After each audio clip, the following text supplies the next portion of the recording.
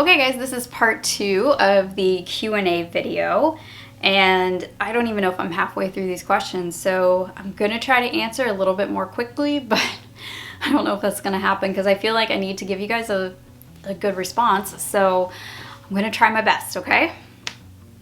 Alright, so the next question is, can you give a list of your top choices for cover school for high school transcripts? Well, I use a cover school for my kids. I always have because we're military and we move around from place to place, and it was just easier having all of our records in one place to show, you know, the progression all the way through. I never give out the name of my kids as cover school for personal reasons, just because I'm a public figure and I don't want that to be a safety issue for my family, because there are some crazy people out there. I have seen them, I've interacted with them. Trust me, it is a safety issue for my family. The only reason that I knew of this school and signed up was because I had a friend whose kids were in the same cover school for homeschooling.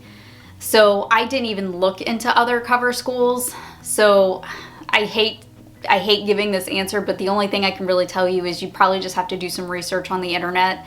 But yeah, I don't really know of any other cover schools. I just know of the one that I use because I just started using it and I just never stopped. So I do apologize for that. Will you create your own transcript or will you purchase a program? I have a video on my channel about this. I will try to link it down below in the description box for you. I have two different running ones, although they're the same. I have one like for my own records. So we have the one with our cover school, and that's gonna be like the official transcript, right? And then I have one that I keep on my computer that is like mine, and I just use I use the Mac version of Excel. So I think it's called Numbers. I just have a program in there, and it's literally just a template that I downloaded from my state's Department of Education website. I would go to your state Department of Education website and see if they have one for you. They just had a PDF, and I basically just copied that and just made my own document. It was super easy. How do you record keep attendance and daily lesson plans? I have a Mardell planner. Okay, sorry, I didn't have that sitting beside me. Okay, I have the Simple Plan Planner, and this is where I keep all of my lesson plans. And then my state requires that I use their attendance sheets, so I get those from my Department of Education website, print those out, and then I keep that in my own records, and I'm required to do that by law. So I have those for every single year for both of my children. And I basically just put everything in a 3-ring binder. So each of my kids has a 3-ring binder of all of that stuff. So their attendance records, their state exams, things like that they have to do. They each have their own binder, and I just keep everything in there, and I divide it up by year. So everything from kindergarten through 12th grade is all in that binder.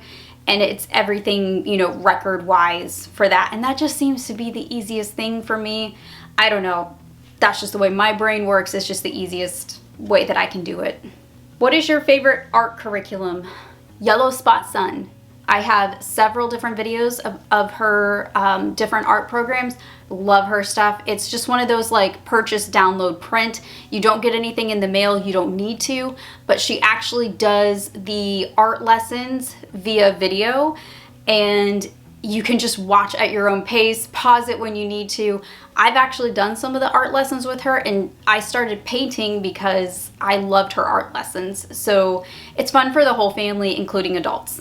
Besides Generations books, which we have quite a few of now too, where do you find good reading books for your boys to read independently? I feel like literature is really sticky for Christian parents who are concerned about material. One of the reasons I started doing book reviews here on my channel was because of the lack of discernment in a lot of these book lists. I can't really tell you one good place to go, more so than another. Sometimes I use the Sunlight, the curriculum Sunlight, S-O-N-L-I-G-H-T. Sometimes I use their reading book lists, and I kind of use that as a jumping point. But over the years, I've even ditched that in favor of Generations. And Generations has a downloadable PDF of books that are good, of good Christian literature. They're my favorite place to go, honestly. They're the best. They do so much research on this. But as far as modern novels, it's very difficult. There is so much garbage in these modern novels that it's hard to separate the good stuff from the bad stuff. If you have teenagers, especially teenage girls, I would suggest the publisher Bethany House. That's where I get my books from, typically, is a Bethany House book. I love their books. I try to do book reviews here on my channel too, to let you know yay or nay on some of these books. Modern novels are going to be the hardest one to find for your kids just because of the content, and you just don't know who's writing this stuff, to be honest. And I have found stuff from so-called Christian authors that it's just garbage, honestly. And a lot of times I won't even review it because it's awful. I don't even want to read it, so I don't think anybody else should. So most of the time I find pretty good stuff via Bethany House, but those are going to be more like teen level and up. It's really hard to find good stuff for kids that's just not garbage. Answers in Genesis is typically going to have great books on science, and especially if you have an animal lover in your house. I get all of my animal books for my youngest child usually through Answers in Genesis. They've got some great materials. And the Light Keeper books, I think that's what it's called. Yes, Light Keepers. They have boy and girl sets of books that are great books. I know my pastor's family uses them. They have some great books there too. I would go to Light Keepers. And really, just more so than anything else, I would just tell you, pre-read or read with your kids or read out loud with your kids, or even listen to audiobooks so you know what it is if it's questionable. That's what I do. I know it's a pain. Like, not everybody has the time or the willpower to get through some of these books, but I'm one of those people that believes that media, whether that's books, magazines, TV, movies, that stuff has a huge impact on our kids, and I think it's had an enormous impact on our culture. And you see the tides shifting in our culture, and a lot of times that's fueled by things like books and movies. So I want to know what kind of stuff is being fed to my kids. So I take it very seriously. Some people say I take it too seriously. I've had a lot of pushback on my videos about it. You know, they're my kids. I do what I want. So the next questions I'm going to read off of my laptop. I don't have Facebook on my phone. Don't laugh at me. I just don't. So I'm going to have my laptop on my lap here. So if I'm looking down, I'm reading the question. Okay, as a past teacher, have you had any experience with hyperlexia? I don't even know what that is. I'm so sorry. I'm so sorry you're dealing with something like that, but no, I don't have any experience with that, so I wouldn't have any advice on that topic. High school economics. Was it a RC Sproul economics course your eldest completed last year? It wasn't RC, it was his son. So, economics class, but it was RC Sproul Jr. And what were your thoughts? He liked it a lot. It was a very interesting class. It was, I don't want to say it was like easy, but it was a great class. Highly recommend it. Did your oldest complete a Christian Light education elective course, and what did you guys think? Yes, he did. He did a technical drawing class.